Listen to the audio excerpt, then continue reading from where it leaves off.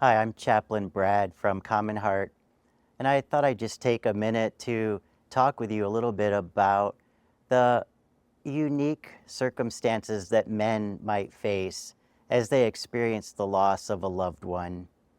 You know, we have all different expressions of masculinity in our culture, but sometimes there's a few things that we understand to be a common for men, and that affects the way that men grieve. A lot of times we talk about how men are not as verbal as women and maybe just not socialized to share their emotions as openly. And because of that, you're not going to see them, expressing those emotions or maybe not even wanting to talk. And, sometimes that might make it difficult for us to kind of understand where men are in their grieving process. But, there is a way in which men grieve kind of visibly and publicly, and that's through their actions.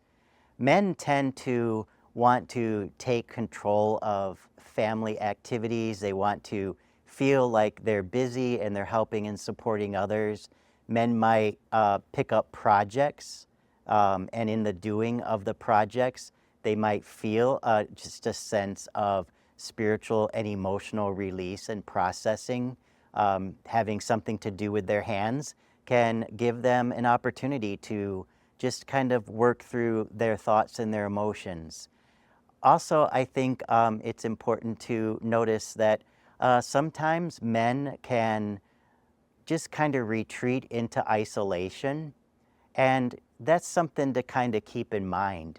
When you're trying to work with a male friend or a male family member who's going through grief, you might be thinking, well, what can I do? I think the first thing is to just let people know that you're there. Just being present is important. You don't have to think of the right words to say. Just let the person know that you're there, you're available, you're willing to talk, but give the guy in your life some space to come to that moment themselves. Maybe it would be helpful to do some activities with them. You know how there's the vision of guys out fishing and they don't talk all day, but then something passes between them and they're able to kind of get at what's inside. So hands-on projects with men can be very helpful. Just spending time, giving space, just gives you the opportunity at some point to make a connection and help guys process their grief. It's also important just to keep in mind that men can sometimes, because of, suppressing their emotions, they can start having physical symptoms. Maybe they have some intestinal issues, headaches, all sorts of different things. And continued repression of emotions can even lead to other things like increased cardiovascular illnesses. So getting out, like doing things, exercising, walking, having activities, those are all great things to do. And of course, maybe it goes without saying to be very careful about the temptation to use harmful coping mechanisms.